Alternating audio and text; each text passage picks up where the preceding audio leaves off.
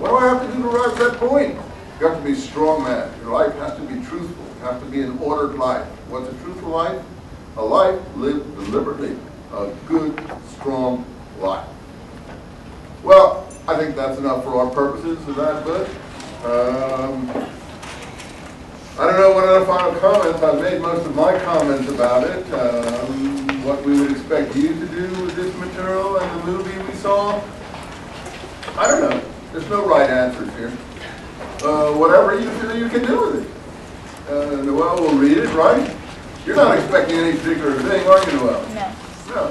You're just expecting that they say something intelligent, right? And feel that you can wrestle with the material. And yeah, I don't think you have to go now. We're not going anywhere. Where are all these people leaving? You know, if you want to leave in the middle of the class or anything, we're not forcing you to come. I mean, I don't really mind if you don't come. That's up to you, but it is, again, a little impolite to get up in the middle of the class and go traipse them off someplace. So do me a favor, if you're going to do that or something, unless you're going to the bathroom or whatever, just don't come that day. That's all right. Lose any sleep, one way or the other. Just a certain amount of politeness and dignity is always a good thing to display. Okay, in any environment, whatever it is. I know I got a message from the tax office yesterday, and I had sent them 3 times saying I sold this boat 5 years ago, and they keep on sending me a bill for taxes for it for this year from the Los Angeles. I said, and I finally wrote the guy a nasty note, and he sent it back to me and rejected it. Now they've sent me a collection notice on a thing I haven't seen this boat in 5 years, and I consider that bad manners. You know, really bad manners. You know, people that think they can just harass you until, you know, for some unknown reason, not going to get anywhere. They just want to make trouble for others, and it's really odd. So there's good manners in every environment, classes, taxes, every place, policemen, whoever. And it seems to be in short supply as we go down this pipeline towards the defeat of terror, or whatever we're supposed to be doing. Terrorists don't have good manners, that's for sure. So, I don't have any more comments to make about that. We have a picture here of indigenous religion in the Southwest, one in a movie showing spirit life, some sort of environmental, close to the environment feeling. And here too we have the same thing, some spirit life close to the environment, very natural. One is hallucinatory, one sort of kind of touches on Christianity and other sorts of spirit feelings. The Kokopelli idea runs through much of it.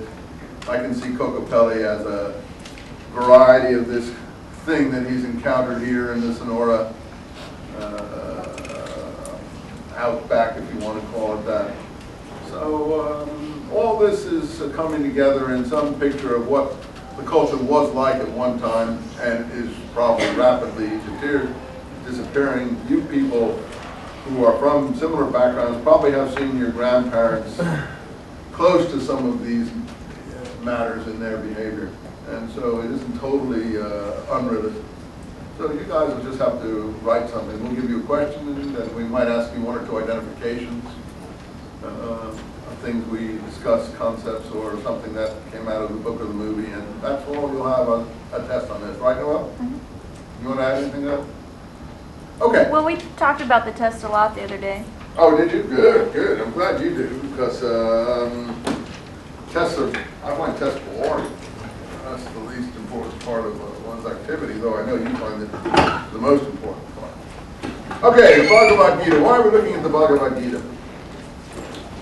Well, it's another religious experience in America, non-establishment sort of activity that swept across the United States in recent times and is still functioning, particularly in upscale sort of environments where I think women in particular seem to like to go to yoga classes. I don't know if how many men are too interested in yoga. I suppose they go out and go to the gym or do some other yak it up thing. But I don't know how many of them seem to have the patience. I don't want to ask the class how many guys here do yoga, but I would think that the numbers would be 2 to 1 female over male in this activity. Women seem to find it attractive, I think, to a greater degree than men probably do. I don't know what the reason for that is. It's still with us, is what I'm trying to say. It hasn't gone away. Not that it should. I don't think it's any less valid than any other religious expression that you encounter in your environment. So I don't see any reason why we shouldn't look at it. This is the handbook. I don't know any better. I mean, I can tell you facts and figures, but facts and figures are boring and you soon forget them. And this is the handbook of yoga. It's supposed to be the handbook, the original handbook of yoga. I don't really think it is, and it doesn't really tell you much about how to practice it.